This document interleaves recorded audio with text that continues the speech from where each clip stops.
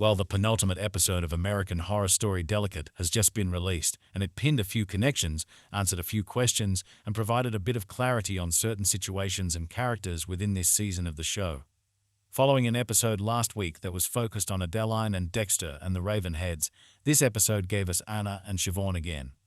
With the deal being sealed with a kiss at the end and Anna's dreams most likely turning into nightmares, let's jump into this episode and break down all that there was to take away from it. Here is American Horror Story Delicate Season 12, Episode 8, Ending Explained. Just to let you know, this video will contain spoilers, the opening section and Rosemary's baby. So the opening scene of this episode was one which had a few different connections within it. It was set during 1967 in Manhattan, where we saw Frank Sinatra and Mia Farrow together. Within real life, Sinatra and Farrow were married between the years 1966 and 1968.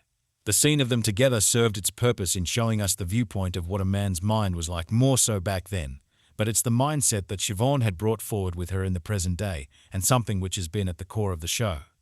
This is that a woman needs to sacrifice her passion, career, and things that she enjoys so that they can be mothers. Sinatra put Farrow in a situation where she had to decide between whether she wanted to be with him or if she wanted her career. He said how a woman belonged at home and questioned how she'd expect to be a good mother if her career and an Oscar is what she was chasing. This supported the underlying theme that had been present, that had been running throughout the entirety of the show, but more so in part 2 of this season. The encounter between Sinatra and Farrow, and the fan had 2 completely different tones and moods as well. The person was infatuated with Sinatra and wanted his autograph, whereas when he spoke with Farrow, he paid her a compliment and then walked off before she could even respond. Within real life, Sinatra and Farrow did actually get a divorce because of Farrow's time on set whilst filming the movie Rosemary's Baby, the film that we saw being created in this episode of the show with Roman Polanski directing it too. However, it wasn't because he wanted her at home being a mother. It was said that Farrow agreed to be in Sinatra's film, The Detective, but due to filming of Rosemary's Baby overrunning, Sinatra filed for a divorce, and he did it in a way which meant that she was served papers in front of the entire cast and crew of the movie, showing a complete lack of respect for her. Something which, although it doesn't necessarily mean that he valued her less because she was a woman, it showed that because she didn't do as he said or as he wanted, he didn't want her anymore, which does kind of tie into that mindset. So it was interesting seeing their relationship being depicted on screen in the way that it was. It also felt like this was Murphy's way of getting his love for the feud series that he created into American Horror Story too, but I thought it served its purpose well. This opening section also served as a way of bridging the connection to the book and film Rosemary's Baby, which has had a deep-rooted connection to the story that AHS Delicate seems to be following. We saw Mia Farrow on the set of Rosemary's Baby alongside Roman Polanski and Sharon Tate. It was said that Tate wanted the role of Rosemary, but Mia Farrow was cast, so she instead lingered around the set due to her boyfriend being Polanski. Sharon said a line in this episode, "The devil is beautiful. You'll find him in the people you'd never expect." It's actually rumored that Sharon Tate did actually say something similar on set as she grew more and more interested with the occult. She apparently said, "The devil is beautiful. Most people think he's ugly, but he's not." So that's most likely the reason that they utilized Sharon Tate in this episode in the way that they did. We saw Mia Farrow putting on the prop to make her look pregnant, and she started bleeding when she got back into her dressing room, and we saw the usual demonic arms crawling around inside. In the distance, we heard Siobhan's voice, and she told her how to stop it. When Mia opened the door, she said, "How did you know?" And Siobhan said, "Women's intuition." I'm presuming that this meant that Mia was pregnant at the time and Siobhan knew. This isn't the earliest that we've seen Siobhan, as we saw the Ravenhead version of her, where she's identifiable by the necklace that was present on her as early as 46 ad in the previous episode, but it shows us that Siobhan is 100% one of the witches or Satanists and is most likely immortal. She's probably the her or she that Ivy was referring to in the previous episode as well, showing that like with the auteur in the present day, it seems like Rosemary's Baby's success, yet also the cursed nature of the film could be attributed to Siobhan's involvement and maybe a deal that got made. Cora was behind the strange occurrences during this episode.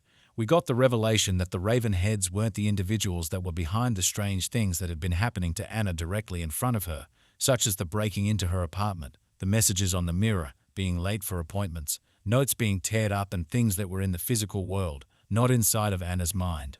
Dex was actually cheating on Anna with Cora, and all of these strange events were able to happen because he gave her a key to the apartment and set up cameras which allowed her to watch the apartment's every move.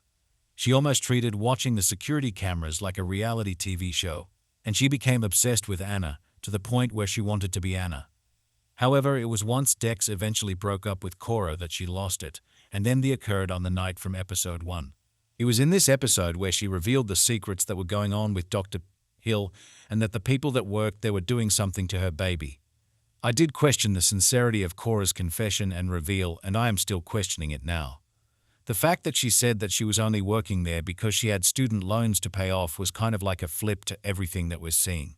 We're seeing people making deals with the devil in order to get success, and with Cora, she's prepared to lose her morals in order to earn money to pay off the debt that she has. So it was almost like a deal to herself that she was making. One key moment in this scene, though, was that the only thing that in the physical world that Cora wasn't behind was the dolls that kept appearing. This is something that's most definitely done by the Raven heads. The dolls almost acted like voodoo dolls at points, and Anna's body in reality would respond to how certain dolls would be, with that tying into the hallucinative effects that Anna has been having due to the baby that's inside of her. That shows that it is probably them. Dreams becoming nightmares with regards to Miss Preacher in this episode. We saw that she arrived at Dex's mother's funeral in a panicked state and was telling Dex how she tried to warn him and how he should listen to his wife. Most likely because she warned her 2 episodes back. However, she was taken out by security and sent to the ER so that she could be sedated. It was once she was there where Anna arrived to visit her, and we saw that Miss Preacher said, "They'll take everything from you. Your dream will become a nightmare." This was something that I didn't think much of at the time, but it was once Anna was about to leave that she actually appeared on the TV screen behind her as an Oscar nominee, and all of the staff went absolutely crazy. We obviously knew that Anna wanted the Oscar and was prepared to give anything up for it, but there is a dark side to fame. And what if that dark side is what's going to appear as a consequence to the deal that she made with Siobhan? With her also winning the Oscar at the end of the episode and her dream coming true, it very much looks like the nightmare has only just begun as she's gone into labor to deliver the demon that lies within her. Preacher was taken by a group of women, the women that we can only presume are the Ravenheads, the same ones that probably killed Dex's mother and appeared in front of her before she met with Miss Preacher. So it's not looking good for her, as it seems like she could be meeting her end just like how Virginia did. My review of the episode, I thought this was an okay episode of the show. I was a little disappointed with how short the episode was, considering we're building towards the finale. It was literally about 30 minutes, and I also feel like a lot was put in there, which made the pacing just feel a bit off. But I'm glad we're finally starting to get some answers to the questions that we've all had for the past 8 months. The use of Siobhan in this episode and having her wearing a necklace, which was a snake, was a really interesting choice. It felt like a subtle way of showing us how she was almost the snake, which in the Bible can often be the devil in disguise. So it was right under our noses in this episode. Plus her gloves having the demon-like claws coming out of them showed us the true side to Siobhan for the first time in the entirety of the season. With Siobhan saying congratulations to Anna before she was announced as the Oscar winner, it showed that Anna is now soon to be the next Miss Preacher, and she'll be giving birth to the demon that's inside of her, the one which was described as the purest product of them all. The fact that Dex's father was so happy to see how big Anna was piqued my interest too. We obviously know that he's involved in this in some way, but his eagerness in his tone is something that stayed with me. The ending painted a bleak future for Anna, and that all of her fears are most likely going to become apparent in the finale. She's fully aware of the fact that there could be something going on with her baby, just like what happens in Rosemary's Baby, so it's going to be interesting to see how it's going to play out. Do I think Delicate has been one of the best seasons of the show? Personally, I definitely don't think so. It's been pretty mid, to be honest. I do wonder if the show will ever get back to the height that it had when it first came out, and I would really like it to. But I just feel as though maybe the formula and style has reached its end.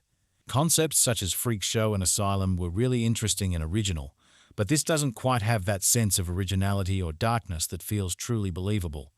I say that, but I do still get enjoyment out of watching the show. I just hope they can nail the ending next week, so I guess until then. So, there you have it, American Horror Story Delicate Season 12 Episode 8 Ending Explained. As always, thanks for tuning in to the video, and I'll see you in the next one.